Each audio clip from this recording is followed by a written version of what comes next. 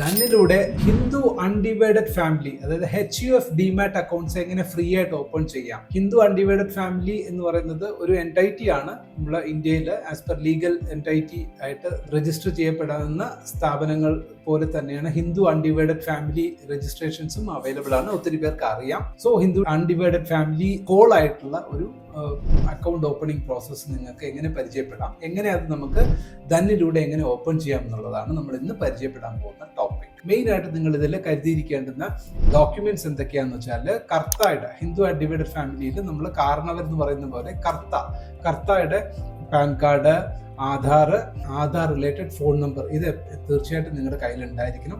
പിന്നെ അതേമാതിരി HUF undivided ഫാമിലിയിൽ നിങ്ങളുടെ HUF അക്കൗണ്ടിൻ്റെ ബാങ്ക് അക്കൗണ്ട് ഉണ്ടായിരിക്കണം.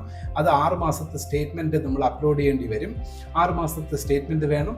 അതിൻ്റെ ഇപ്പോൾ അത് പിൻ വെച്ചിട്ട് അത് പാസ്വേഡ് പ്രൊട്ടക്റ്റഡ് ആണെങ്കിൽ ആ പാസ്വേഡ് എൻ്റർ ചെയ്യാനുള്ള ഫീൽഡൊക്കെ ഉണ്ടാവും. നിങ്ങൾ ആ പാസ്വേഡും കരുതി വെച്ചേക്കണം. Okay. Investments in the securities market are subject to market risk. Read all the related documents carefully before investing.